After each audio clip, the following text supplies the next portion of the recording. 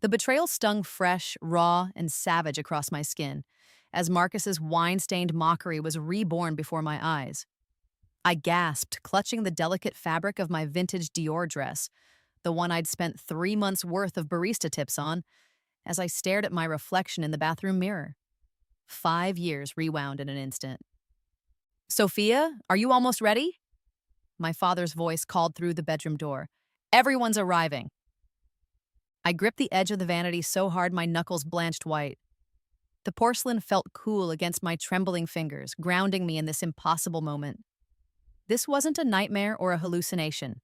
Somehow, I had returned to the exact day of my parents' anniversary party, the night that had set everything in motion, the night Marcus had first destroyed me. Just a minute, I managed to call back, my voice cracking. The scent of my stepmother's overpowering gardenia perfume wafted under the door, so thick I could almost taste its artificial sweetness. This sensory detail confirmed what my mind refused to accept. I had truly returned to the past, complete with all my memories of a future that hadn't happened yet. I leaned closer to the mirror, examining my younger face. The confidence I'd painfully built over 5 years of struggling in the fashion industry was gone, replaced by the uncertain eyes of my 20-year-old self. But behind them burned the knowledge of what was to come. I knew how this night would unfold if I let it. I knew how Marcus would systematically dismantle every dream I cherished. Not this time, I whispered to my reflection. I smoothed the emerald green fabric of my thrift store find, an authentic 1957 Dior cocktail dress that I'd restored myself. In my original timeline, I hadn't learned its true value until years later. Tonight, Marcus would ridicule it, call it charity case chic, and deliberately spill red wine across its delicate bodice, drawing laughs from the crowd of his sycophantic friends. The perfect, crushing public humiliation. A text alert chimed on my ancient iPhone 5. Looking forward to seeing Goodwill's newest Runway model. Don't embarrass Dad in front of the investors. I clutched the phone, a wave of nausea rising in my throat. The familiar message burned across my screen, confirming my bizarre reality. I was living through this hell again. But this time, I carried an advantage no one could see. I knew exactly who Marcus would become and precisely what would cause his ultimate downfall. Taking a deep breath that filled my lungs with resolve, I applied a final touch of the vintage Chanel lipstick I'd found at an estate sale. The waxy rose scent brought back memories of my future success that now existed only in my mind. I swallowed hard, forcing down the panic threatening to overwhelm me. I stepped out of the bathroom into the hallway of my father's mansion, the cool marble floors a stark contrast to the warm summer evening. The sound of laughter and clinking glasses drifted up from the grand foyer below. Soft jazz played from the hired quartet, The Way You Look Tonight, if memory served correctly, the perfect backdrop for Marcus's timed humiliation. As I descended the staircase, heads turned. My father beamed with pride, his eyes crinkling at the corners. My stepmother offered a tight smile that never reached her eyes. And then there was Marcus, handsome in his tailored suit, his expression darkening when he saw me. The glass of Cabernet already waited in his hand like a weapon primed for deployment. There she is, my father called, waving me over. Doesn't she look beautiful? I crossed the room with measured steps, hyper-aware of the weight of each moment. Marcus moved through the crowd toward me, circling like a predator. Interesting choice, he said loudly enough for nearby guests to hear. Very creative to show up in secondhand clothes. Sustainable fashion statement. His eyes glittered with malice. I smiled sweetly, the knowledge of his future desperation fueling my confidence. Actually, it's vintage Dior, circa 1957. Some things improve with age, unlike cheap shots. A flicker of surprise crossed his face. This wasn't how it had gone before. Last time I'd stammered and blushed, making myself an even easier target. Well, he recovered quickly, if painting the town red is your goal. His elbow jutted out in a move I remembered all too well, the wine glass tilting precariously. I sidestepped with a graceful pivot, avoiding the cascading crimson liquid that splashed onto the marble instead of my dress. Gasps erupted around us as Marcus fumbled, clearly embarrassed by his obvious intent. Careful, I said evenly. That looks expensive to clean. I touched his sleeve lightly, a subtle power move that made him flinch. Maybe switch to white wine? Less revealing when spilled. My father frowned, approaching us. Marcus, what happened? Just an accident, I interjected smoothly. Nothing important. Marcus's jaw tightened. This wasn't how he'd scripted this moment. I could see him recalculating, trying to understand how his perfect victim had suddenly grown teeth. Excuse me, I said. I should check if any drops hit my dress. In the bathroom, I examined the fabric carefully. A few droplets had caught the hem. Nothing like the devastating stain from my first life. As I gently blotted the silk with a damp cloth, the door opened behind me. A woman with short silver hair and striking black-framed glasses entered. I froze, recognizing her immediately. Elise Montclair, the fashion photographer whose chance encounter had changed my life. But not until 3 years from now, in my original timeline. Vintage Dior, she remarked, eyeing my dress appreciatively. Remarkable condition. You have an excellent eye. My heart raced. Thank you. I found it at, let me guess, some obscure thrift shop where no one recognized its value? She smiled knowingly. Those are the best finds. She pulled a business card from her clutch. Simple black text on heavy cream cardstock. Elise Montclair, I'm shooting a piece on sustainable vintage fashion next month. Call me if you're interested. The weight of the card in my palm felt like destiny reshaped.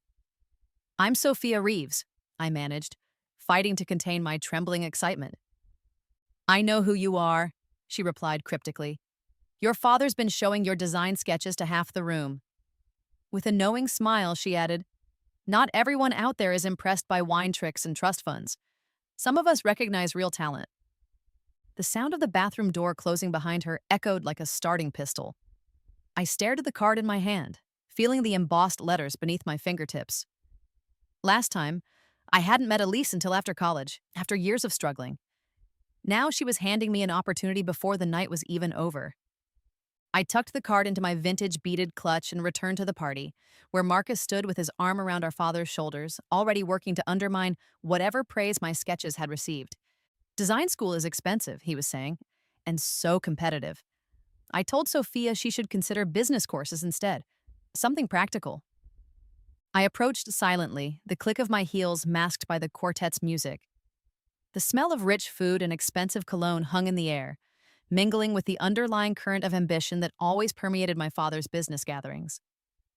Actually, I interrupted, I have an interview for the Ramsey Scholarship next week. Full ride. I savored the flash of alarm that crossed Marcus's face. He'd sabotaged that interview in my previous life by accidentally sending my portfolio to the wrong address. My father clapped his hands together. That's wonderful news. Why didn't you tell me? I wanted it to be a surprise, I said, never taking my eyes off Marcus. I wouldn't want anything to go wrong before the big day. Marcus's smile tightened. I could almost see the gears turning behind his eyes, recalculating his planned interference. Well, I'll drink to that, my father said, raising his glass. As the night progressed, I navigated the party with newfound purpose, making connections I'd missed the first time. I introduced myself to investors, charmed potential mentors, and politely deflected Marcus's increasingly desperate attempts to regain control of the narrative. By the time guests began to leave, the dynamic between us had shifted dramatically. Marcus cornered me in the hallway as I was saying goodbye to the last departing couple. What happened to you? He hissed, his breath hot against my ear. Did you grow a spine overnight? I smiled serenely. Let's just say I woke up with a fresh perspective. Don't get cocky, he warned, fingers digging into my arm. You're still the same charity case playing dress-up in other people's cast-offs. And you're still threatened by things you don't understand, I replied, gently removing his hand. Vintage fashion, talent, actual hard work. His nostrils flared. You think one good night changes anything? You're nothing without this family's name. We'll see, I said, the knowledge of his future collapse warming me from within. Time has a way of revealing who people really are. As I climbed the stairs to my bedroom, clutching Elise's business card, I felt the weight of this second chance settling across my shoulders. The night air flowing through my open window carried the sweet scent of jasmine from the garden below. I breathed it in deeply, savoring this moment of perfect clarity. Marcus had no idea what was coming. His betrayal had been reborn, but so had I. And this time, I wouldn't just survive, I would thrive. The clock on my nightstand ticked steadily toward midnight, marking the beginning of my second chance at life.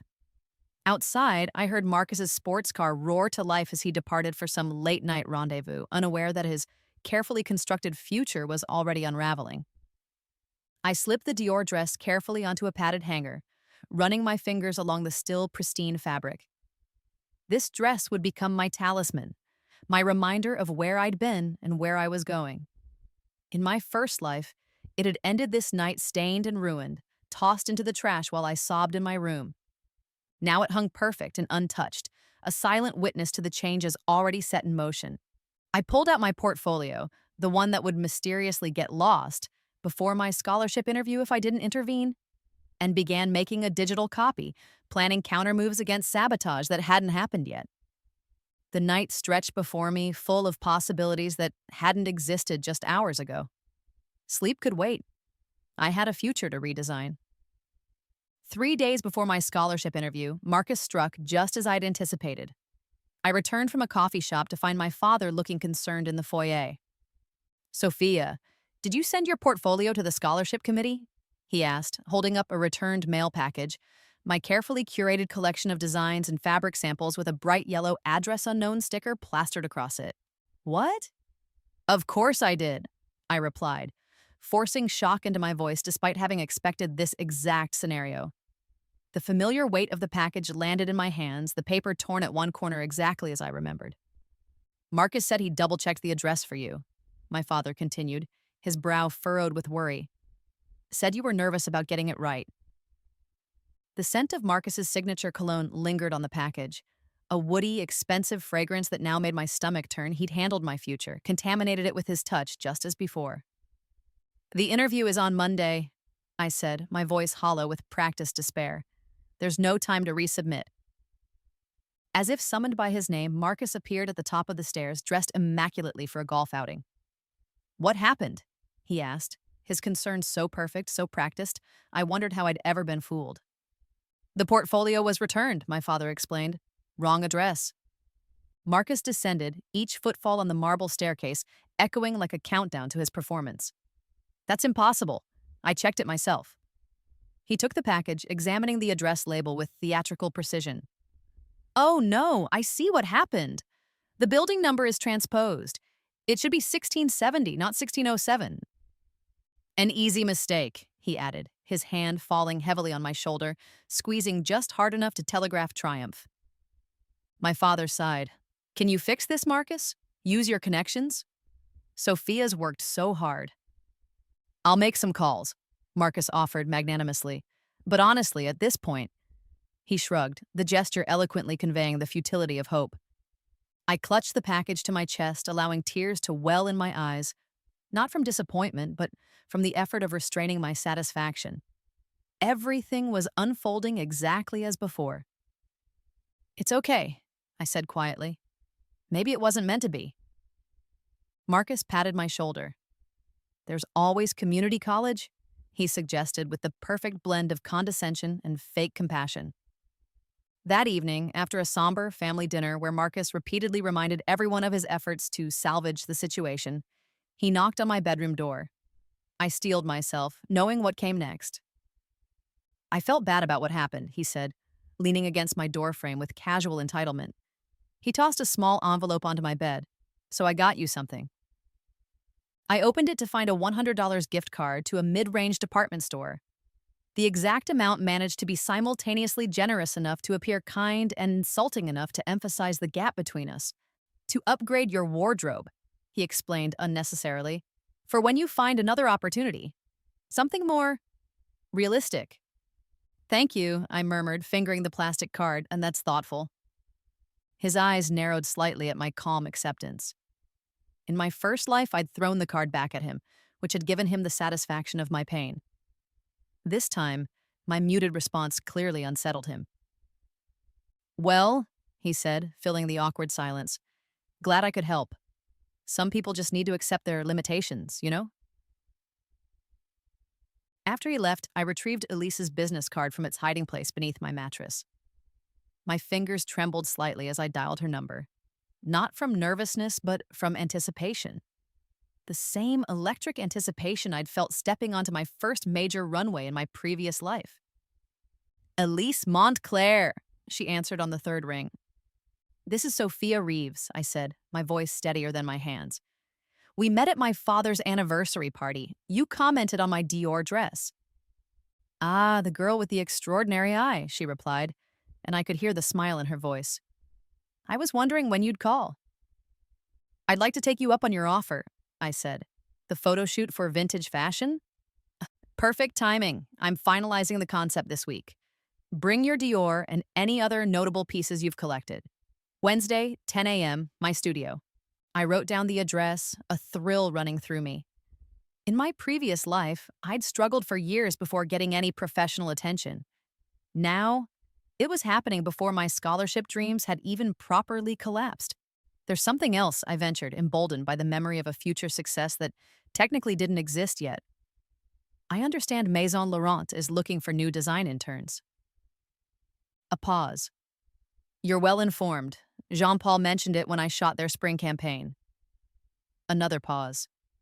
You're thinking big for someone so young.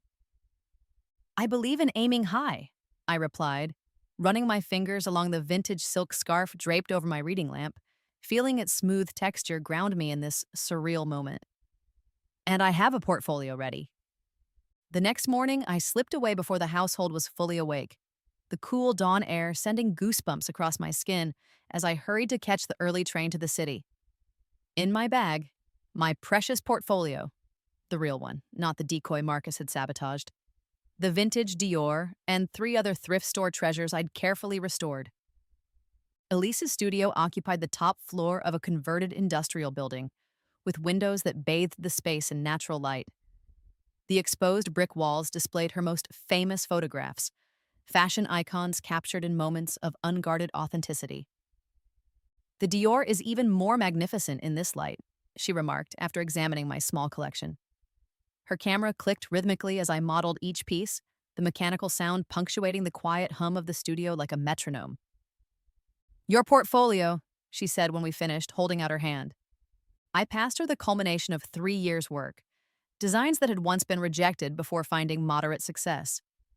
Her face remained impassive as she turned each page, the only sound the soft rustling of paper and the distant blare of car horns 17 stories below. You understand proportions instinctively, she finally said, closing the portfolio. And your sustainable approaches are forward-thinking. Jean-Paul will be intrigued. She picked up her phone, the light catching on her silver bracelet as she dialed. Jean-Paul, it's Elise. I'm sending someone your way. Yes, for the internship. Trust me on this one. 1 week later, as Marcus smugly informed our father that the scholarship committee couldn't accommodate a late submission, I tried everything, Dad, but rules are rules. I quietly packed for Paris. My acceptance letter from Maison Laurent was safely tucked between layers of carefully folded vintage finds. My father was stunned but supportive when I told him. Paris? That's incredible, Sophia. But how will you manage financially? These internships hardly pay enough to live on. This was my opening. Actually, I've been thinking about that, I said, arranging my face into an expression of thoughtful concern. I have my small inheritance from grandmother. The inheritance, $50,000 left to me by my real mother's mother, was modest by our family's standards, but it represented my only independent financial resource. In my previous life, I'd used it for design school when the scholarship fell through. This time, I had other plans. Marcus is so good with investments, I continued, watching my father's expression brighten at my apparent trust in his son. Maybe he could manage it while I'm away. Generate some income to supplement the internship stipend? My father beamed. That's a wonderful idea. Marcus will be touched by your confidence in him. Marcus, predictably, couldn't believe his good fortune. You want me to manage your inheritance? He confirmed when my father proposed the arrangement at dinner, his fork pausing midway to his mouth. You're the financial whiz. I replied with just the right mix of admiration and naivety. Dad's always saying how you have a gift for finding opportunities. His smile was sharp enough to cut glass. I'm happy to help family. What Marcus couldn't know, was that I'd already documented the exact state of my inheritance, created a paper trail of the transfer, and set up alerts for any significant changes. I was effectively handing him rope, knowing exactly how he would fashion it into his own noose. But the night before my departure, I discovered something I hadn't known in my previous life.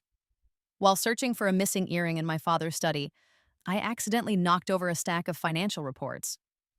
As I gathered them, my eyes caught a discrepancy in the investment fund statements, evidence of systematic withdrawals disguised as standard management fees. The amounts were significant, the pattern was clear. Marcus had been embezzling from our father's investment fund for months, covering gambling debts I hadn't known about until much later in my first life. My hands trembled as I carefully replaced the documents, the heavy paper rustling between my fingers. The scent of my father's leather chair and the faint trace of his sandalwood aftershave filled my nostrils as I processed this new information. This was leverage I hadn't expected to gain so soon.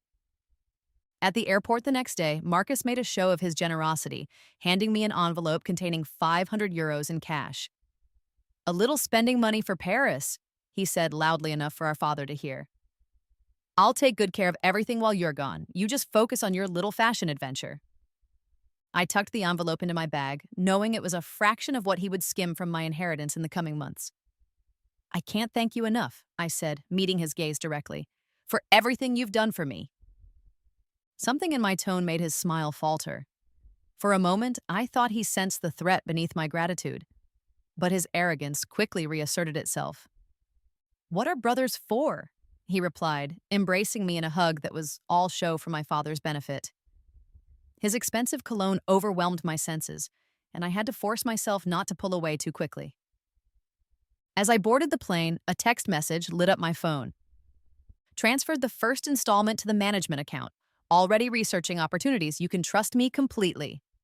I smiled at the screen, knowing that 6 months from now, this digital trail would become Exhibit 1 in his unraveling. The plane's engines rumbled beneath me, vibrating through my body as we prepared for takeoff. I leaned back into the seat, savoring the physical sensation of ascent, a perfect metaphor for what was coming. Paris awaited, and while Marcus believed I was running away in defeat, I was actually moving all my pieces into position. The countdown to his downfall had begun, marked by the rhythmic beating of my heart and the steady hum of jet engines carrying me toward my reborn future. The inheritance he thought he was stealing? It was the price I was willingly paying to purchase his destruction. And compared to what it would buy me, it was an absolute bargain. 6 months flew by in a whirlwind of fabric swatches, late-night design sessions, and the intoxicating energy of Paris fashion houses. My internship at Maison Laurent had evolved into a junior designer position after my reworking of a vintage Pierre Cardin jacket caught Jean-Paul's discerning eye. The confidence that had taken years to build in my previous life now bloomed effortlessly, nurtured by success that came as naturally as breathing. Fashion Week transformed Paris into a buzzing hive of creativity and ambition. The scent of fresh roses and expensive perfume permeated the air around the venue, where Maison Laurent would debut its sustainable capsule collection, including 3 of my designs. My fingers tingled with nervous anticipation as I adjusted a final drape on the centerpiece, a reimagined cocktail dress crafted from reclaimed 1960s evening gowns. Magnifique, Jean-Paul murmured, nodding his approval before disappearing into the chaos of pre-show preparations. I checked my phone, confirming the car I'd arranged for my father would deliver him on time. He'd been thrilled to receive the invitation, his first tangible proof that my Paris adventure was more than just running away from disappointment. What I hadn't told him was that Marcus had invited himself along. The backstage door swung open, admitting a blast of cool autumn air and the unmistakable sound of my stepbrother's practiced charm. My sister's the rising star here, Sophia Reeves. I should be on the list. I stiffened, though I'd been expecting this moment for weeks. The familiar weight of dread settled in my stomach like a cold stone, but this time it was tempered by preparation. In my previous life, this ambush had blindsided me, leaving me vulnerable to his manipulation. Now I was ready, I rounded the corner to find Marcus dazzling a young assistant with his smile, his tailored suit exuding the effortless wealth he worked so hard to project.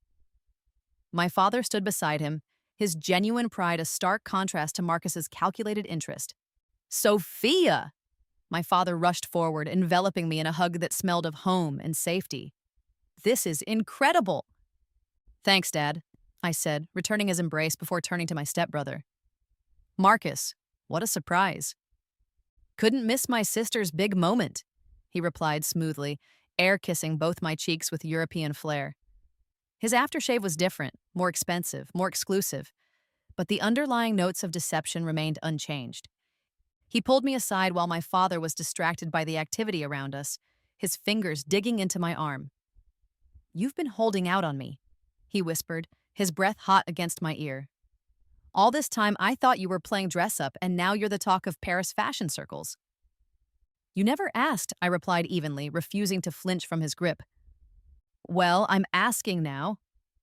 His smile remained fixed, his eyes hard as polished stones.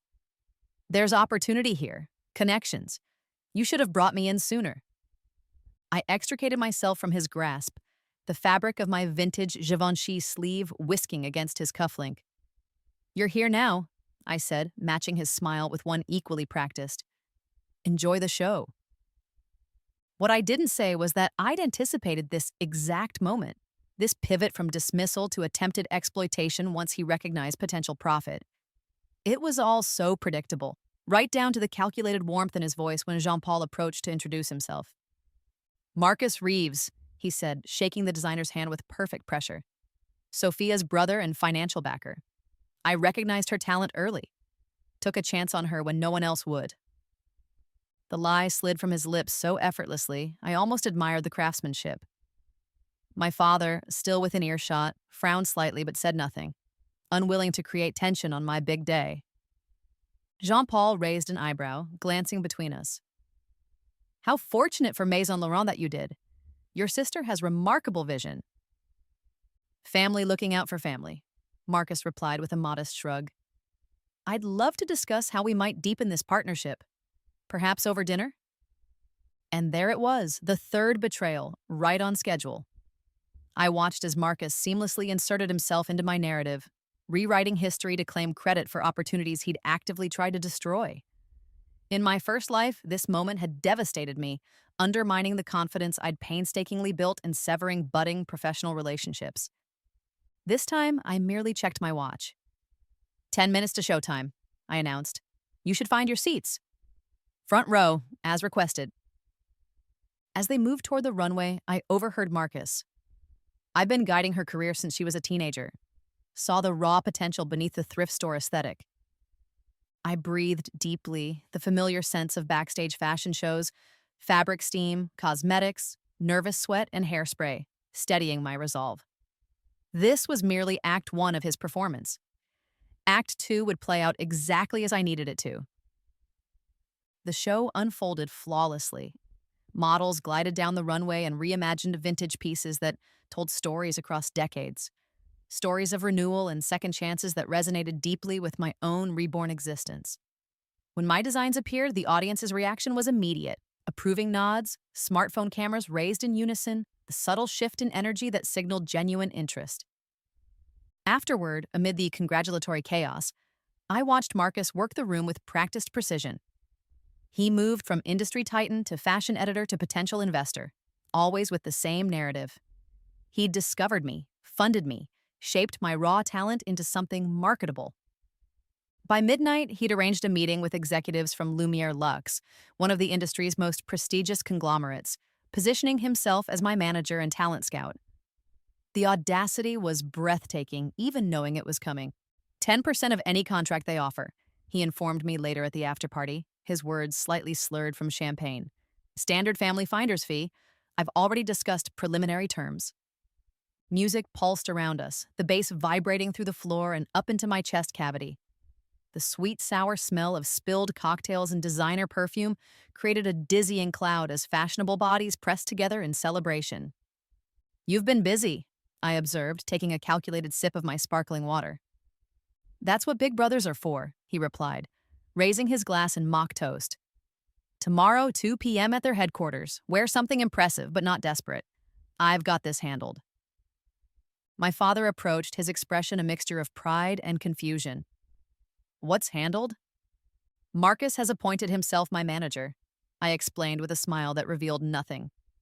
He's negotiating with Lumiere Lux on my behalf. I'm leveraging my business experience for Sophia's benefit, Marcus interjected smoothly. Fashion is her world, but contracts and percentages are mine. My father's brow furrowed. Shouldn't Sophia have representation she's chosen? Someone with industry experience? Dad, Marcus laughed, clapping him on the shoulder. This is family business. Who better to protect Sophia's interests than her brother? Besides, I've already opened doors she couldn't access alone. I watched my father's resistance crumble under Marcus's confident assault. It had always been this way. Marcus the businessman, the practical one, guiding the family with his financial acumen while my creative pursuits were treated as charming but impractical hobbies. Just making sure, my father said finally. This is your moment, Sophia. I don't want anything to overshadow it. Nothing will, I assured him, the weight of my hidden recorder pressing against my ribs beneath my vintage Schiaparelli jacket. I'm exactly where I need to be. Later that night, after depositing my tipsy father at his hotel with promises of brunch the following day, I returned to my small but chic apartment in the 7th arrondissement. The familiar creak of my third-floor floorboards welcomed me home as I kicked off my heels, the wood cool beneath my stockinged feet. I retrieved the recorder from its hiding place in my jacket's inner pocket and connected it to my laptop. Marcus's voice filled my silent apartment. Taking a bit more than the usual percentage from her accounts, but she'll never notice. Just like she never noticed when I redirected her scholarship portfolio. The girl's talented but clueless about money. Same with Dad's investment fund. As long as the quarterly statements look normal, no one asks questions. I closed my eyes, savoring the mechanical click as I stopped the recording. In vino veritas, in wine, truth. And Marcus had consumed plenty of both tonight. The next day, I arrived at Lumiere Lux headquarters precisely 15 minutes early, dressed in a vintage Yves Saint Laurent pantsuit I'd restored myself. The receptionist directed me to a sleek conference room overlooking the Seine where Marcus already waited, scrolling through his phone with impatient energy. There you are, he said without looking up. I've outlined our demands. Follow my lead and don't contradict anything I say.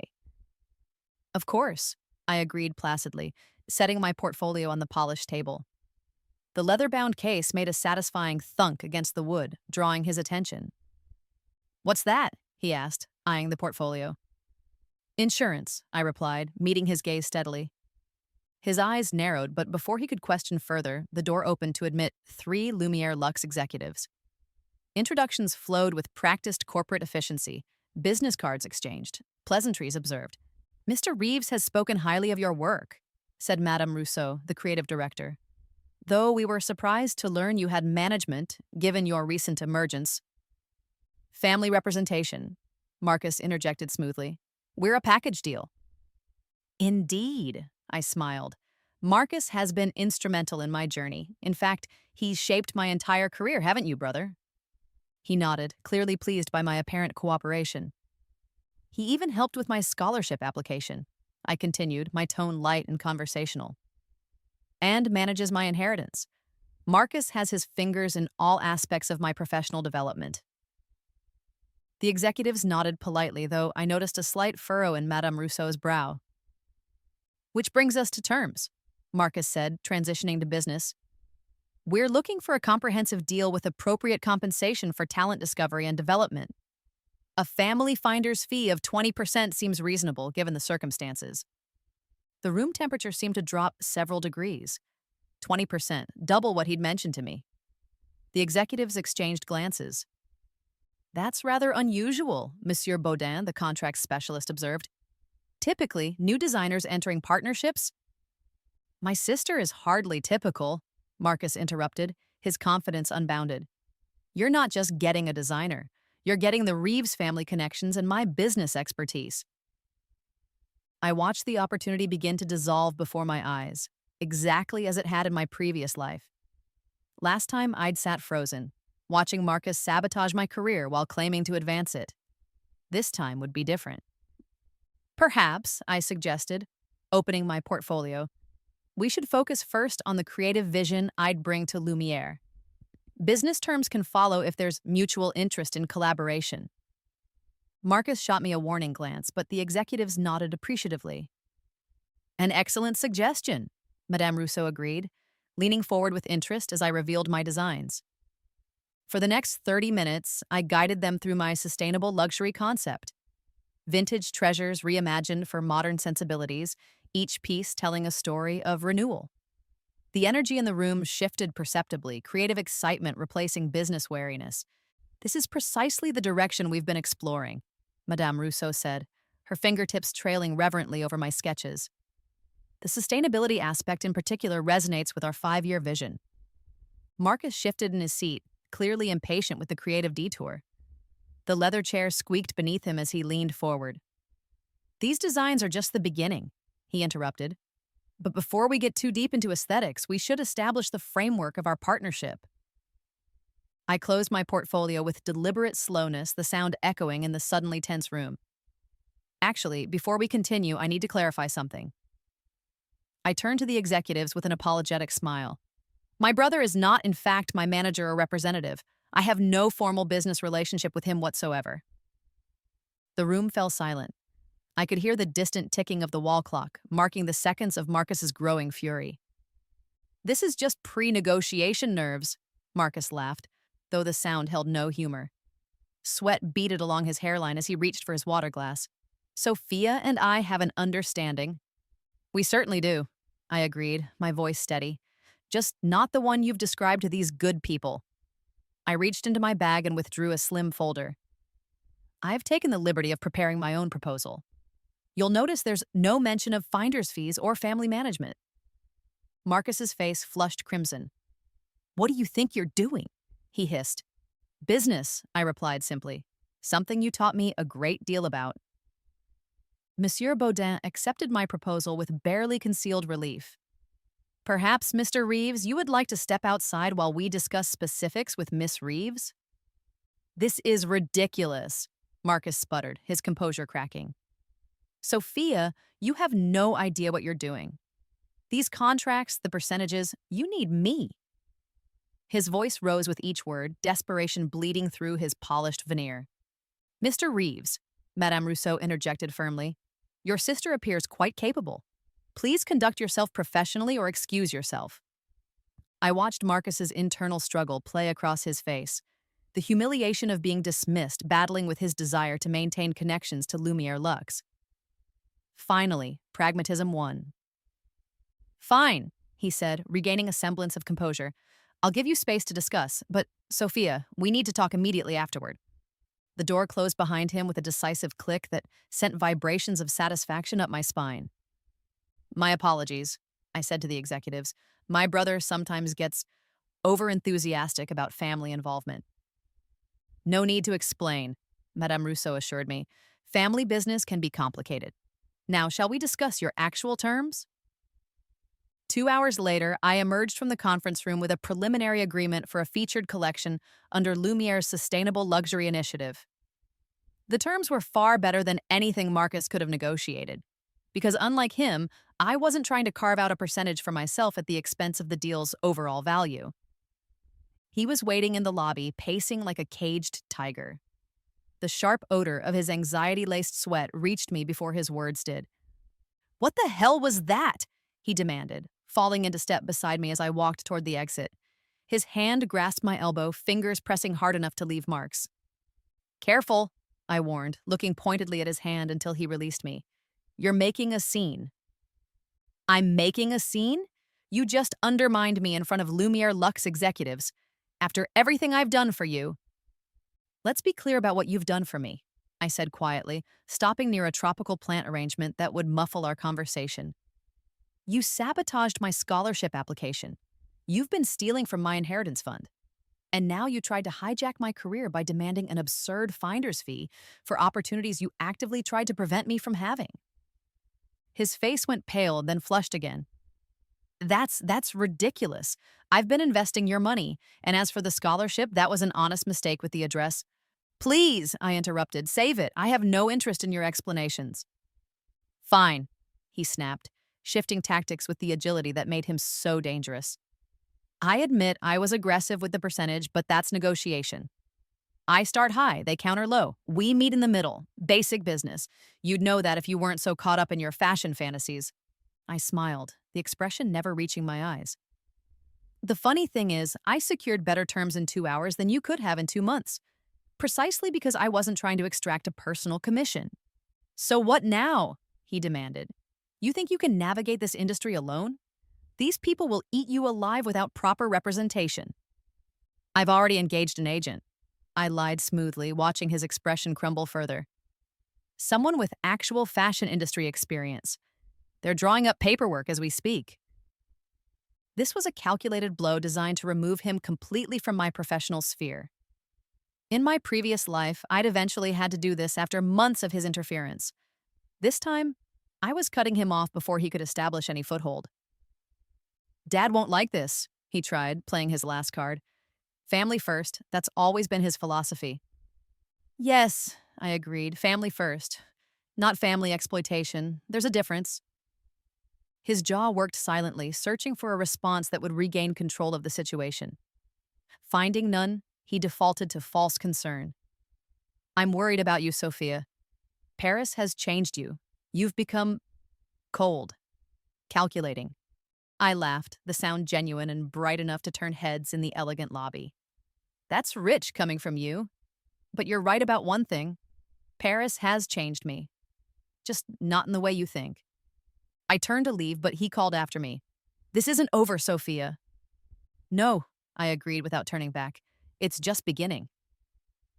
That night, while Paris glittered outside my apartment windows, I sat cross-legged on my bed, phone pressed to my ear as I recounted the day's events to Elise. He actually tried to claim a 20% finder's fee? She asked, her disbelief clear even across the digital connection. 20% plus expenses, I confirmed, running my fingers over the vintage silk scarf I'd recently acquired. A Hermès from the 1970s. Its pattern a geometric maze of interconnected paths, just like the web I was weaving around Marcus. The audacity is almost admirable, she chuckled. And your father, how did he take it? I sighed, the weight of family complications momentarily pressing down on me. He's confused. Marcus got to him first with some story about how I'm being influenced by industry sharks and pushing family away. And you? I told him the truth, that I value his support but need to establish my career independently. My fingers traced the scarf's pattern to its center, then back out again. He'll understand eventually. Well, your runway show is perfectly timed, Elise reminded me. Nothing speaks louder than success. My runway show, the culmination of 6 months' work scheduled for the final day of Fashion Week. A showcase featuring redesigned thrift store pieces, including a transformed version of the very dress Marcus had mocked at our parents' anniversary party. Speaking of which, I said, did you secure the photographer I requested for backstage documentation? All arranged, she confirmed. He'll capture every moment, especially the ones with your family present. Perfect, I murmured, a familiar anticipation humming through my veins. I want everything on record. The day of my show dawned crisp and clear, autumn sunlight streaming through Parisian windows and casting long shadows across ancient streets.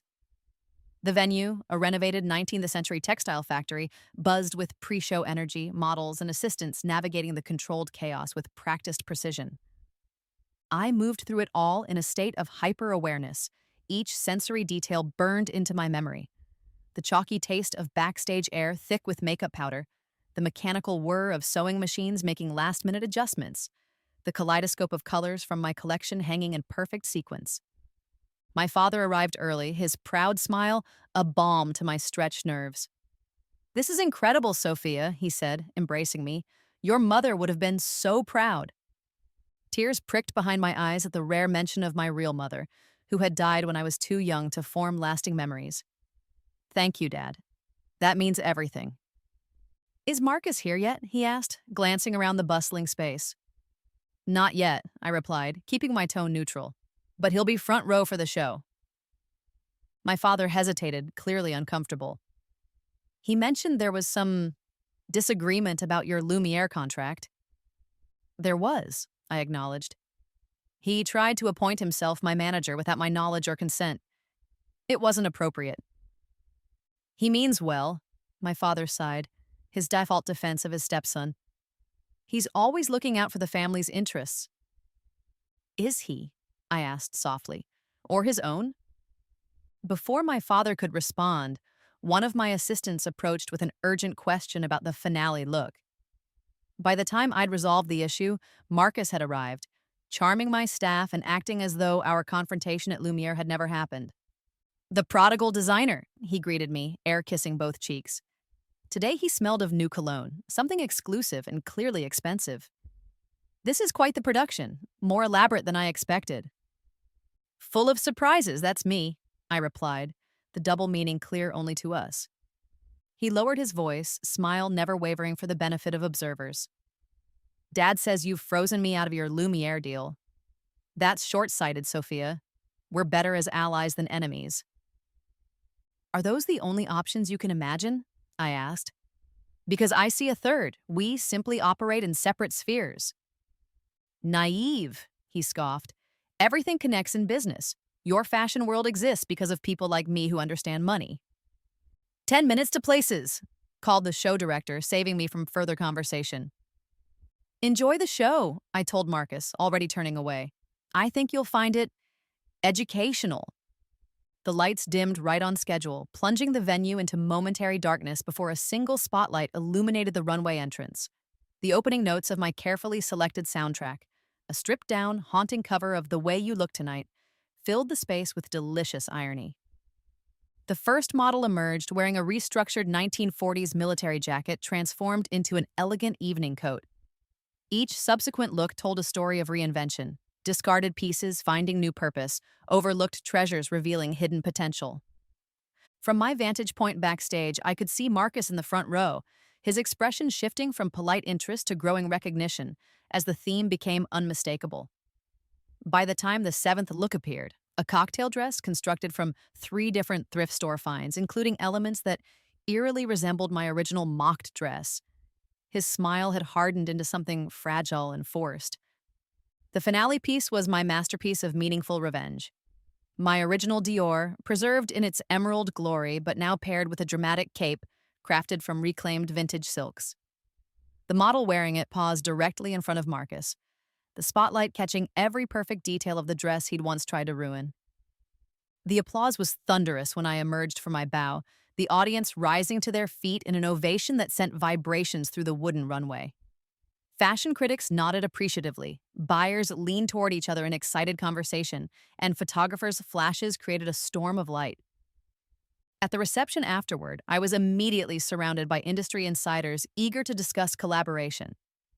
Marcus hovered at the periphery, watching as I navigated conversations with the ease of someone who belonged, someone who no longer needed his approval or assistance.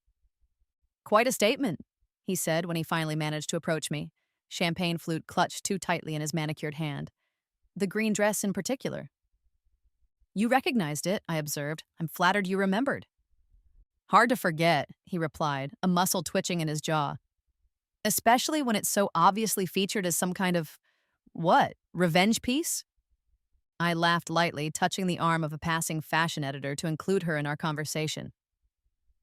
Marcus thinks my finale piece is about him, I explained. Isn't that adorable?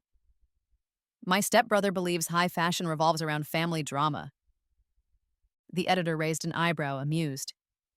Every designer draws inspiration from personal experience.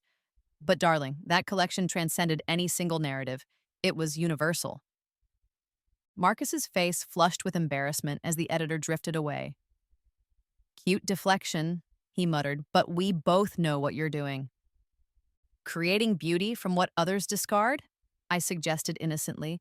Finding value where others see nothing? How provocative of me. His eyes narrowed. You've made your point. Now let's discuss how we move forward.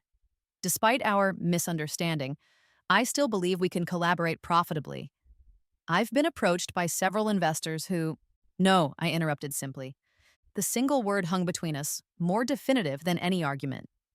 His expression flickered between disbelief and anger. "What do you mean, no?" he demanded. "I mean, I'm not interested in any business arrangement with you. Not now, not ever." "That's remarkably short-sighted," he said, lowering his voice to avoid attracting attention. "Especially given your recent successes. Proper financial management is crucial at this stage." "I agree," I replied.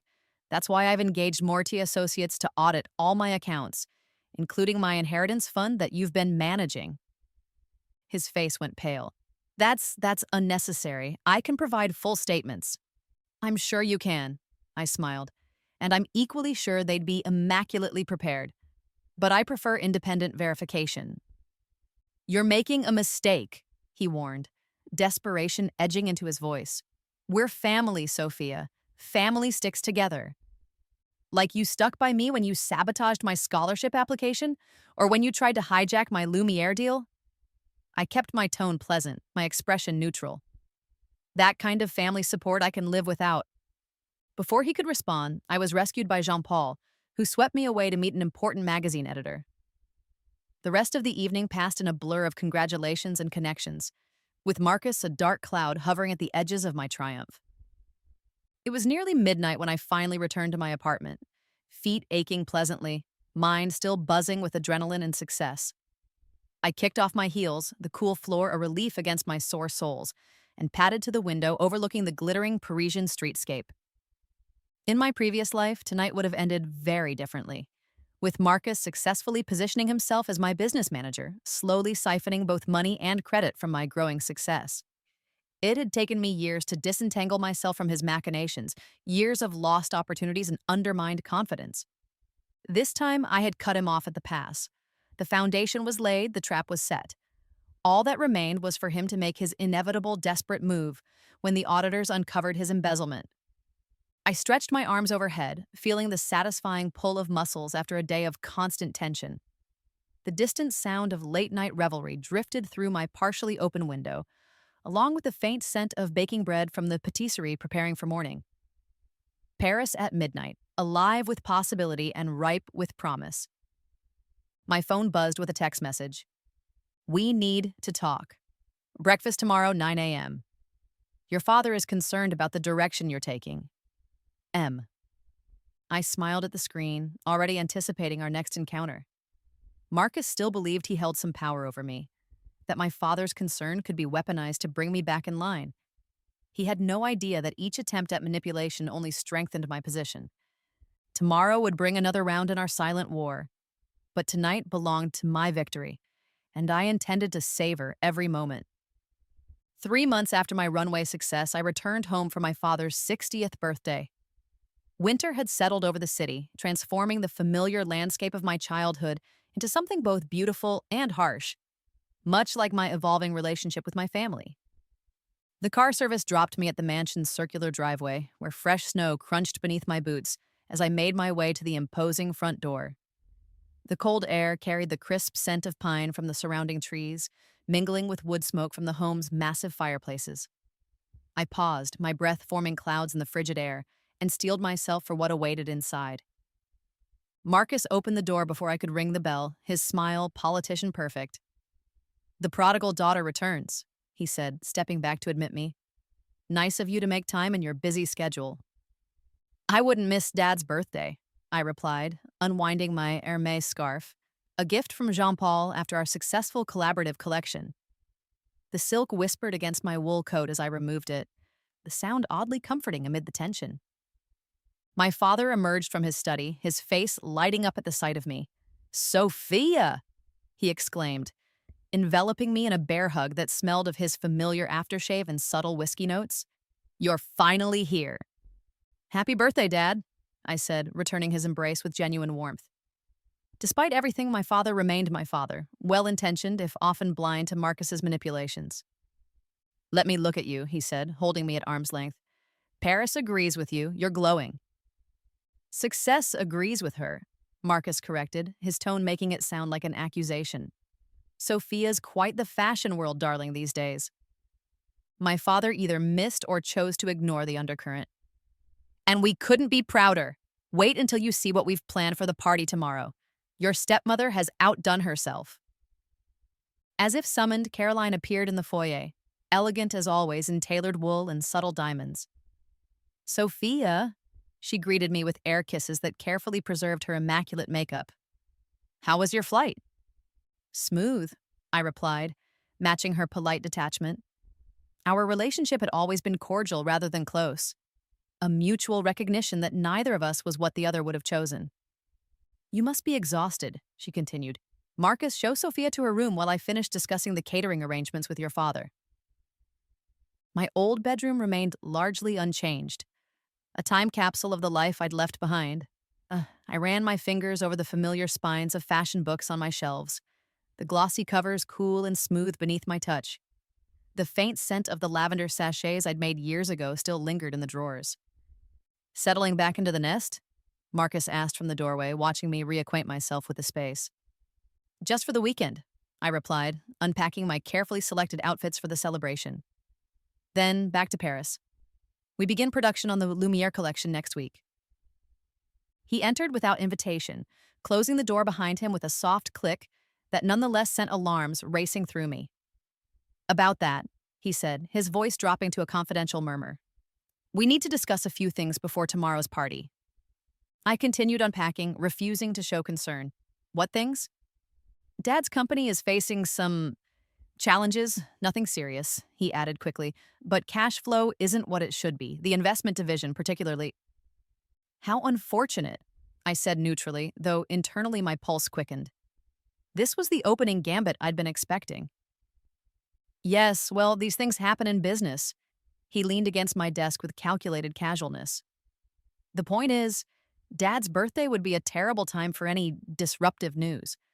Financial audits, for instance. And there it was, his real concern. My inquiry into my inheritance fund would inevitably uncover his embezzlement from my father's investment division as well.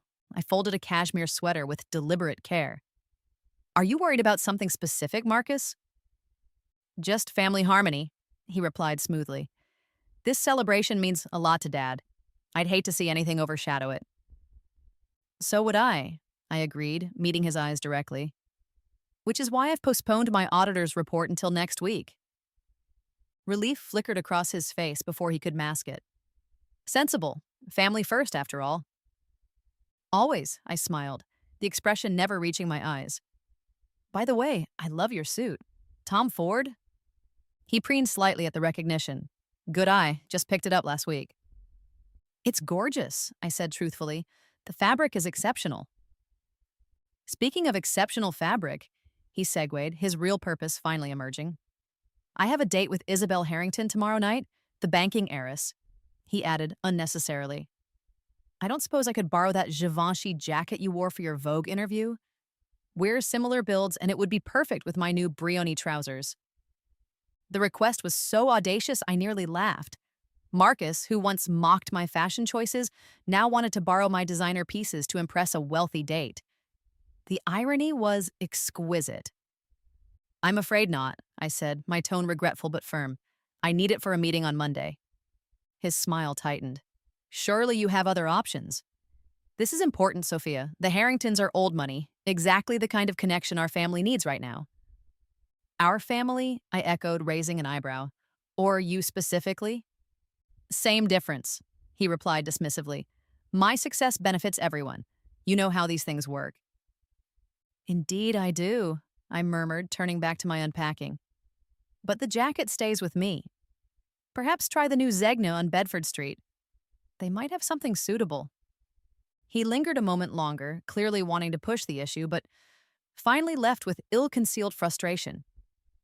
The door closed behind him with slightly more force than necessary, the vibration traveling through the floorboards beneath my feet. I waited until his footsteps faded down the hallway before retrieving my phone from my handbag. A quick text to my contact at Moretti Associates confirmed what I already suspected. Their preliminary audit had uncovered significant irregularities in both my inheritance fund and my father's investment division. All trails led directly to Marcus. The birthday celebration the next evening was meticulously orchestrated, Caroline's specialty. Crystal chandeliers illuminated the mansion's grand ballroom, their light fracturing off champagne flutes and ice sculptures.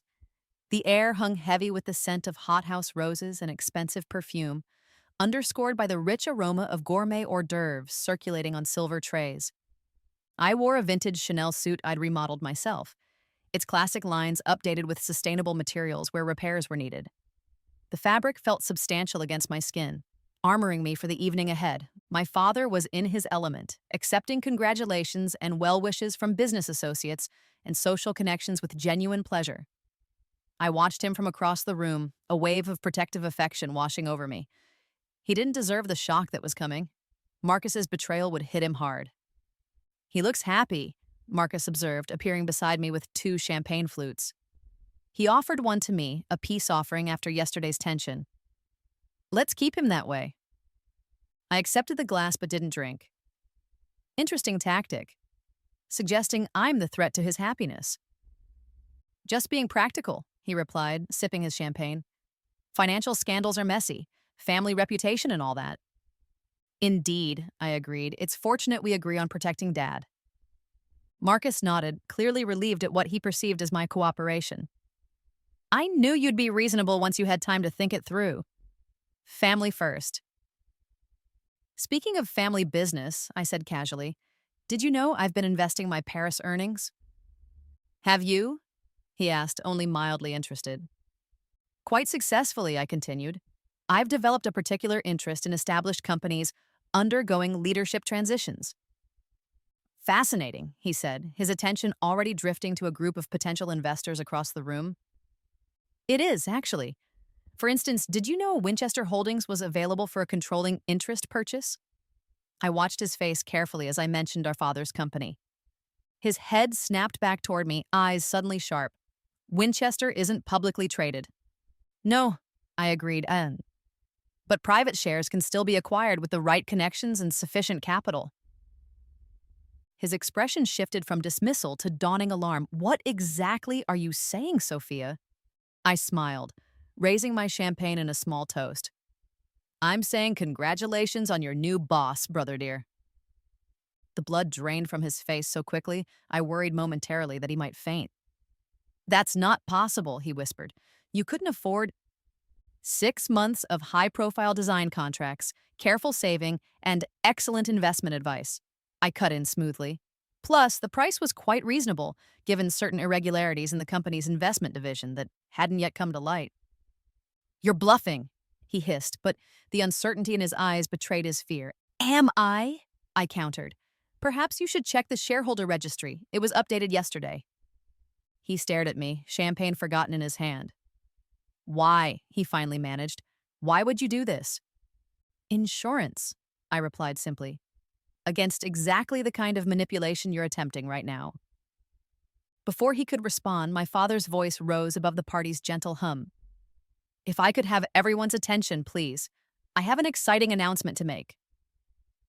All eyes turned toward him, standing proudly at the center of the room with Caroline at his side. Marcus and I moved closer, his steps wooden with shock. "As many of you know," my father began, "Winchester Holdings has been my life's work for 30 years. Building it from a small investment firm into what it is today has been my greatest professional achievement." He paused, smiling around at the assembled guests. "But all good things evolve, and it's time for Winchester to enter its next chapter." Murmurs rippled through the crowd. Marcus tensed beside me. "I'm thrilled to announce that Winchester will be partnering with Lumiere Lux to create a pioneering sustainable investment division focused on ethical fashion and design innovations." Applause scattered through the room, though many guests looked confused by this unexpected development. "And," my father continued, pride evident in his voice, "this new division will be headed by someone whose talent and vision continues to astound me. My daughter, Sophia." The applause grew stronger as all eyes turned to me. I stepped forward, embracing my father warmly before turning to address the surprised crowd. "Thank you," I said, my voice steady despite the adrenaline coursing through me. "This partnership represents everything I believe in, combining sustainable fashion with ethical investment strategies. I'm honored to help shape Winchester's future in this exciting new direction." As I spoke, I was keenly aware of Marcus standing frozen at the edge of the crowd, the final pieces clicking into place for him. Not only had I acquired controlling interest in our father's company, but I'd also engineered my own position within it. A position that would give me oversight of the very division he'd been embezzling from. The rest of the evening passed in a blur of congratulations and questions about the new venture. I navigated them all with practiced ease, the skills I'd developed in Paris serving me well in this unexpected homecoming triumph. It was nearly midnight when Marcus finally cornered me on the terrace, the winter air bitter cold around us. His breath formed angry clouds as he spoke, his voice tight with fury. "You've been planning this all along," he accused, the facade of civilized behavior finally cracking. "From the moment you went to Paris, this was your endgame." I gazed out at the snow-covered garden, the moonlight casting blue shadows across its untouched surface. "Not exactly," I replied honestly, "but I learned long ago to prepare for your inevitable betrayals." "This isn't over," he warned, desperation lending his words a dangerous edge. "You have evidence of financial irregularities? Fine. Use it. Expose me. But remember, it will destroy Dad too." I turned to face him fully, studying the brother who had caused me so much pain in 2 lifetimes. "That's where you're wrong, Marcus. I don't need to expose you." "What does that mean?" he demanded. "It means I've already handled the irregularities," I explained. "The missing funds have been replaced from my own accounts. As far as the books show, there was never any embezzlement." His expression cycled rapidly through confusion, disbelief, and suspicion. "Why would you do that? What's your angle?" "Protection," I said simply. "For Dad, not you." "I don't understand," he admitted, genuine bewilderment replacing some of his anger. "I know," I replied, almost pitying him in that moment. "That's always been your problem. You see every relationship as transactional, something to exploit for personal gain. You can't fathom someone acting to protect another person without seeking advantage." "So you're what, the selfless daughter, the family savior?" He scoffed, but the effect was undermined by the uncertainty in his eyes. "No," I said quietly. "I'm just someone who learned from your playbook and improved on it. The difference is I have a line I won't cross. Dad's happiness is that line." I moved toward the terrace doors, pausing beside him. "By the way, you should know that the Winchester board meets on Tuesday to review divisional performance. As the new sustainability director, I'll be present. I suggest you prepare a very thorough presentation of the investment division's activities." His face paled in the moonlight. "You said you covered the missing funds." "I did," I confirmed. "But that doesn't mean I removed the evidence of who took them in the first place." I smiled gently. "Insurance, remember? Against exactly this kind of situation." I left him standing alone in the cold, the weight of realization settling over him like the snow that had begun to fall again, silent and implacable. Through the glass doors, I could see my father laughing with old friends, blissfully unaware of the power shift that had just solidified beneath his celebratory roof. The trap was set. All that remained was for Marcus to walk into it of his own accord, which, given his nature, was all but guaranteed. 2 weeks after my father's birthday celebration, Marcus requested an urgent meeting with Winchester Holdings' board of directors. The email arrived at precisely 9:17 a.m., its tone professional but underscored with barely concealed desperation. "In light of recent market volatility, I believe it's imperative we discuss the establishment of an emergency liquidity fund. The investment division has identified several high-yield opportunities that could offset potential downside risks. Translation, he needed money and he needed it fast." I forwarded the message to my father with a brief note suggesting we accommodate Marcus's request. The board meeting was scheduled for Thursday afternoon. In the intervening days, I met with Moritier Associates to review their completed audit. The leather folder they provided contained detailed evidence of Marcus's systematic embezzlement, nearly $2 million siphoned through a complex web of false investments and management fees. The papers felt heavy in my hands, weighted with the power to destroy his reputation permanently. "The funds you replaced have been properly documented as an anonymous family gift," Mr. Moritier assured me, his voice carrying the precise, clipped tones of someone who had spent decades navigating financial improprieties. There's no trace of the original misappropriation in the official records. And the evidence? I asked, tapping the folder. Exists only in this copy and our secured files, he confirmed, as requested. I nodded, satisfied. And the other matter we discussed? Harrington National Bank has been fully briefed on their new sustainability investment advisor's credentials. They're quite impressed with your background and eager to formalize the arrangement. Excellent, I murmured, feeling the final pieces of my long game slide into place. Is there anything else I should know before Thursday? Mr. Moritier hesitated, his fingers fidgeting with his platinum pen. Just that your brother made inquiries last week about securing a significant personal loan. He was quite insistent about the urgency. I wasn't surprised. Marcus's gambling debts had been mounting steadily in my previous life as well. The difference was, this time I knew exactly how desperate his situation had become before he'd started embezzling. Thank you for the information, I said, rising to conclude our meeting. I'll see you Thursday. Thursday dawned gray and threatening, heavy clouds hanging low over the city skyline.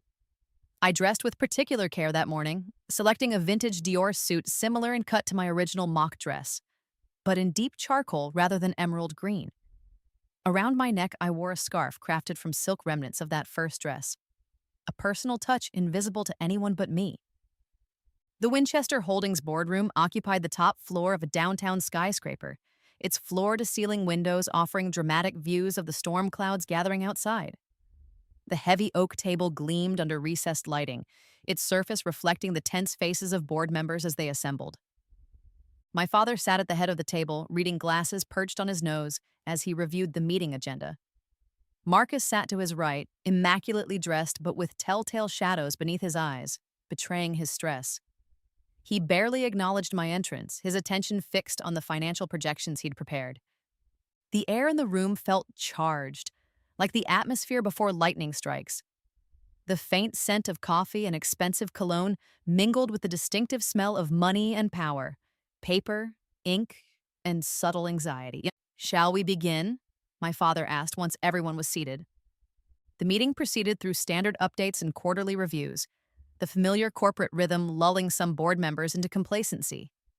I watched Marcus grow increasingly tense as the minutes ticked by, his fountain pen tapping against his notepad in an irregular staccato that betrayed his impatience.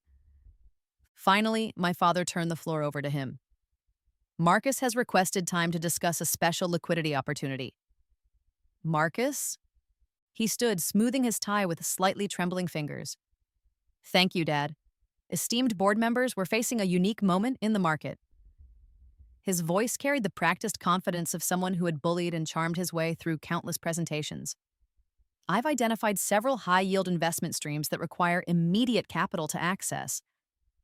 For the next 15 minutes, he outlined an elaborate investment strategy involving offshore opportunities and complex derivatives. His proposal culminated in a request for a $10 million allocation under his direct management with minimal oversight due to the time-sensitive nature of the opportunities. The metallic taste of anticipation filled my mouth as I watched the board members exchange skeptical glances. Marcus's desperation had pushed him to overreach. The projected returns are certainly impressive, said Eleanor Winters, our longest-serving board member, her voice dry as autumn leaves. Almost suspiciously so, given current market conditions. These are exclusive opportunities, Marcus insisted, a bead of sweat forming at his temple despite the room's cool temperature. Available through private connections. And what exactly are these connections? Asked another board member, his pen poised above his notebook. Marcus hesitated, caught between necessary disclosure and the fiction he'd constructed. I'm afraid I can't reveal specific names due to confidentiality agreements. The room temperature seemed to drop several degrees. My father frowned, studying his son with newfound concern. This wasn't the smooth, controlled Marcus they were accustomed to seeing. Before we continue, I interjected gently, I believe we're scheduled to meet with representatives from Harrington National Bank regarding our new sustainability initiative. They should be arriving momentarily. On cue, my assistant opened the boardroom door. The Harrington team has arrived, Miss Reeves. Marcus's expression flickered between relief at the interruption and confusion about a meeting he hadn't been briefed on.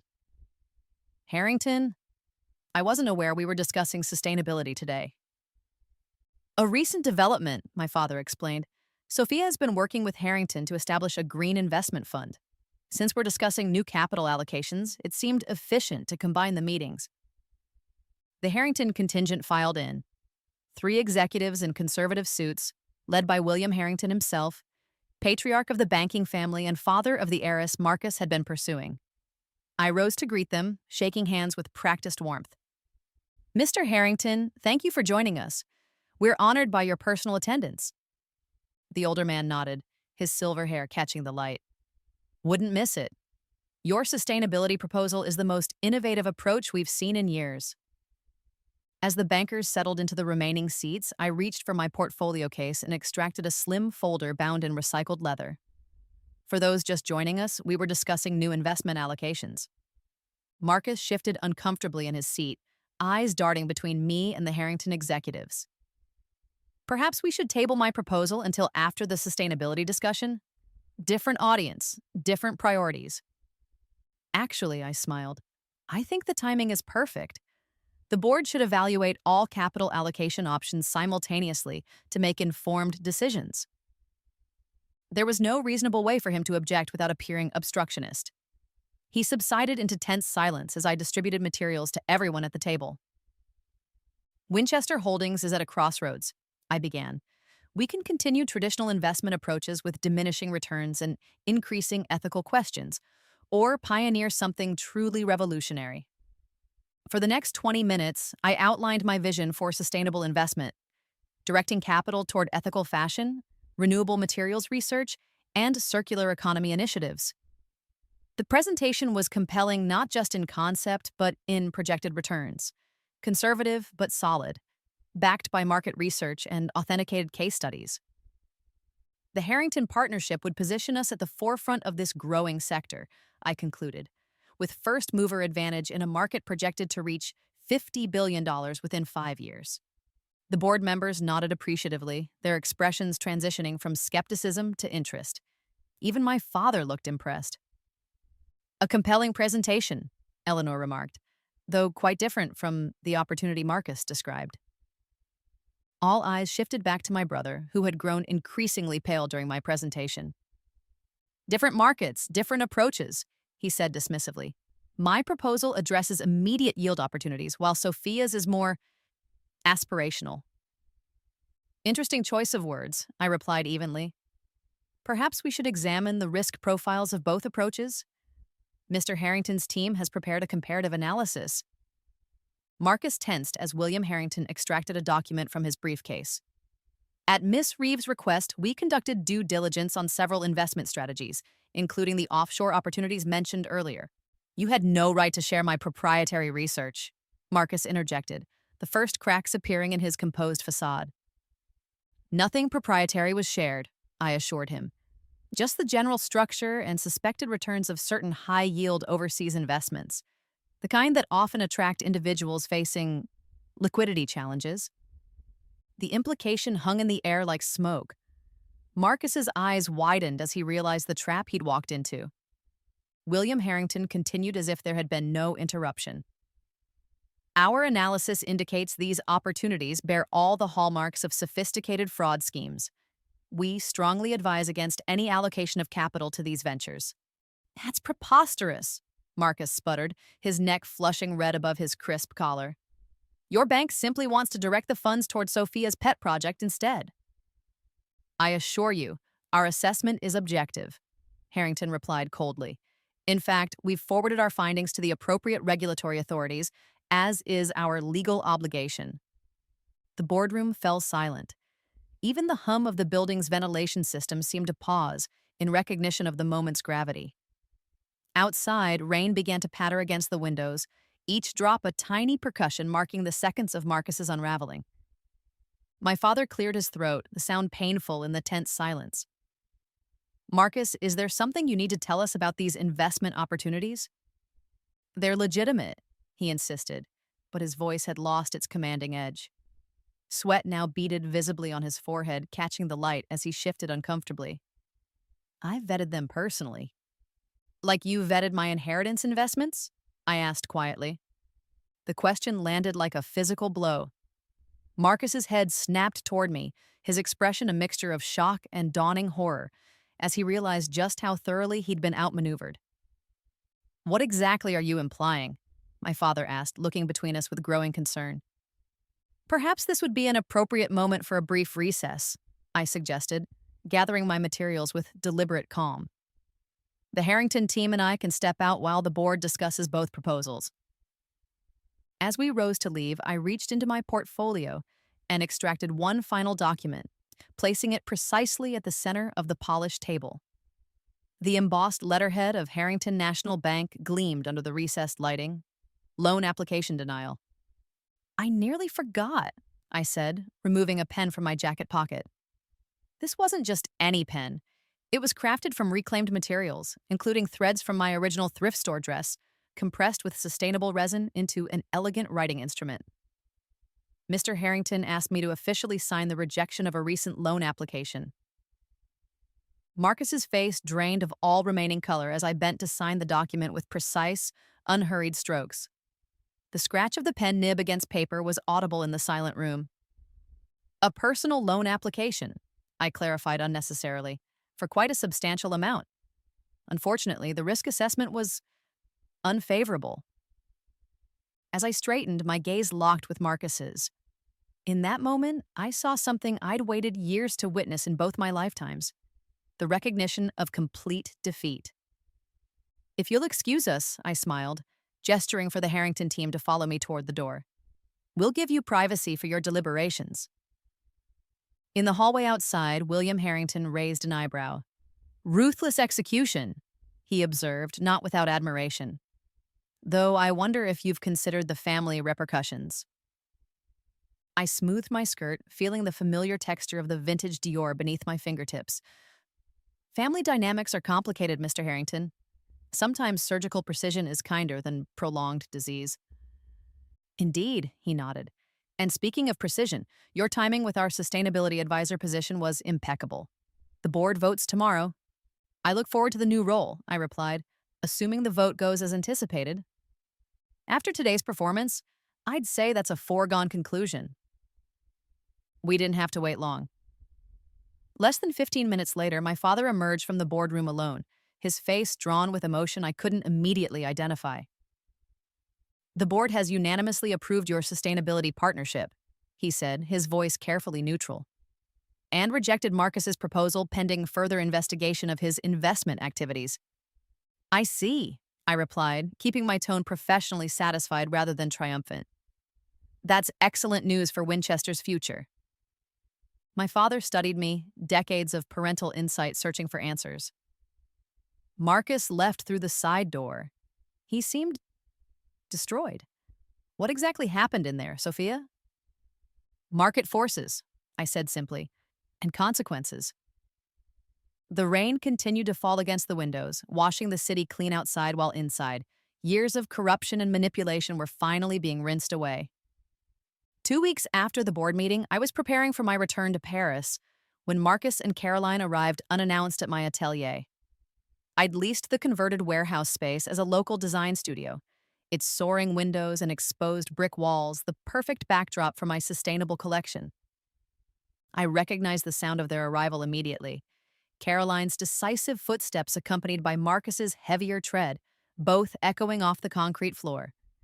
The familiar aromas of Caroline's signature perfume and Marcus's cologne reached me before they appeared in the doorway. Sophia, Caroline greeted me, her voice tight with controlled panic. We need to speak with you, urgently. I remained seated at my workbench, fingers continuing to sort through fabric swatches for my upcoming Paris show. The textured silks and repurposed materials felt reassuringly solid beneath my fingertips. I'm listening. Marcus looked nothing like the polished, confident manipulator who had tormented me across 2 lifetimes. His suit, still expensive, but noticeably less pristine, hung loosely on his frame. Dark circles shadowed his eyes, and a nervous tick pulled at the corner of his mouth. The authorities have frozen my accounts, he said without preamble. All of them. They're investigating every transaction I've made in the last 5 years. I selected a particularly beautiful piece of vintage kimono silk, holding it up to catch the afternoon light. That sounds stressful, I observed neutrally. Caroline stepped forward, her designer heels clicking sharply against the floor. This isn't a joke, Sophia. Marcus is facing potential criminal charges. Your father is devastated. The mention of my father caused a momentary pang of genuine regret. I set down the silk swatch and finally gave them my full attention. What exactly do you expect me to do about this situation? You know exactly what you can do, Marcus said, desperation giving his voice a harsh edge. You replace the embezzled funds. You have the power to tell the investigators it was all a misunderstanding, a temporary reallocation you authorized. And why would I do that? I asked, genuinely curious about what leverage he thought he still possessed. Because we're family, Caroline interjected, as if stating the most obvious truth in the world. The diamond tennis bracelet on her wrist caught the light as she gestured emphatically. And family protects each other, no matter what. I stood, smoothing my vintage Chanel skirt. Interesting perspective. Is that what you told Marcus when he sabotaged my scholarship application? Or when he tried to hijack my career in Paris? Was that family protecting family? Caroline had the grace to look momentarily discomfited. That was different. He was just looking out for himself at my expense, I finished for her, as he's always done. I made mistakes, Marcus admitted, taking a step toward me. His expensive shoes scuffed against the concrete floor, the sound oddly vulnerable. I was jealous, okay? You had this natural talent, this vision that people responded to immediately. All I had was what Dad taught me about business. A tear, whether genuine or tactical, I couldn't be sure, slid down his cheek. I always believed in you, Sophia. I couldn't stand being overshadowed by my little stepsister. In my previous life, this performance might have swayed me. The desperate need for family approval had been my weakness, the hook he'd used to manipulate me repeatedly. But that Sophia had died the moment I'd awakened to this second chance. That's a touching speech, I acknowledged, turning back to my workbench. My fingers found a swatch of emerald silk, remarkably similar to my original thrift store dress. But ultimately irrelevant. What do you mean, irrelevant? Caroline demanded, her composure fracturing. He's facing prison, Sophia, actual prison. I'm aware of the potential consequences, I replied calmly. I'm simply not inclined to intervene. Marcus moved with sudden desperation, dropping to one knee beside my workbench. The gesture was so unexpected, so completely out of character, that I momentarily froze. I'm begging you, he said, his voice breaking. I know I don't deserve your help. I know I've been terrible to you, but please, Sophia, I can't go to prison. I'll do anything. Anything at all. I looked down at him, this man who had systematically tried to destroy my dreams across 2 lifetimes. In his eyes, I saw genuine fear, perhaps the first authentic emotion he'd ever shown me. Do you remember my green dress? I asked quietly. At our parents' anniversary party? He blinked, thrown by the apparent non sequitur. What? Yes, I remember a green dress. You called it charity case chic, I reminded him. You tried to ruin it with red wine. You mocked my dreams of design school. I was an ass, he admitted. I was cruel and thoughtless. No, I corrected him. You were deliberate and calculating. There's a difference. Caroline stepped forward, frustration overtaking diplomacy. What does a dress from years ago have to do with anything? Marcus is facing criminal charges. Everything, I replied simply. That dress was my first lesson in who Marcus really is. Everything that followed, the scholarship sabotage, the inheritance theft, the attempted career manipulation, was just confirmation of what I already knew. I returned my attention to the fabric swatches, organizing them with methodical precision. I'm going to tell you something important now, something neither of you will understand. I've lived this all before. I've seen where Marcus's corruption leads, how it damages everyone around him. I've been given a rare second chance to set things right. They exchange the kind of glance people reserve for those they fear might be unbalanced. Marcus rose slowly from his knees. Sophia, You're not making sense. I rarely do to people who see the world solely through the lens of self-interest, I acknowledged. But my clarity isn't dependent on your comprehension. I selected another fabric swatch, this one woven from reclaimed textile waste, transformed into something beautiful and new. My Paris show opens next week. The theme is rebirth and second chances. Each piece tells a story of transformation, discarded items finding new purpose, old materials reimagined for a sustainable future. What does your fashion show have to do with helping Marcus? Caroline demanded, her patience clearly exhausted. Nothing, I replied, looking up to meet her gaze directly. That's precisely my point. My new life has nothing to do with Marcus or his problems. I've moved beyond the dynamics that once defined us. So that's it? Marcus asked, his voice hollow. After everything we've shared as a family, you're just going to let me go to prison? I considered him for a long moment, weighing all that had passed between us across 2 lifetimes. Yes, I said finally. I am. The simplicity of my answer seemed to shock them both into momentary silence. Outside, a distant siren wailed, its mournful sound filtering through the tall windows along with the golden afternoon light. You can't mean that, Caroline finally said, her voice barely above a whisper. I've never meant anything more, I assured her, returning to my work. Now, if you'll excuse me, I have a collection to finish. They stood frozen, apparently unable to process my complete refusal. The concept of someone being genuinely immune to their manipulations seemed to have broken some fundamental assumption about how their world operated. Dad will never forgive you for this, Marcus tried, his final desperate card. He will, I contradicted calmly. Once he understands the full extent of your betrayal. The investigators have everything, Marcus. Not just the embezzlement from my inheritance, but the systematic theft from the company, the fraudulent investment schemes, the forged signatures, everything. His face crumpled as the last vestiges of hope abandoned him. The sound of his ragged breathing filled the quiet studio, mingling with the soft rustle of fabric beneath my fingers. You've destroyed me, he whispered. No, I corrected him gently. You destroyed yourself. I simply refuse to be collateral damage this time around.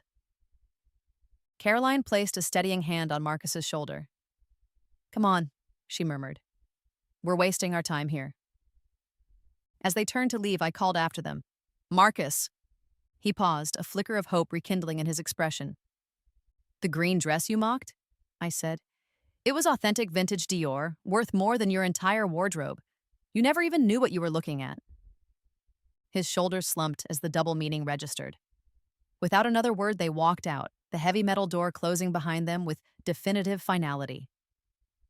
I sat alone in the golden afternoon light, surrounded by the materials of my reborn career, feeling neither triumph nor regret. Only the quiet satisfaction of a story reaching its proper conclusion.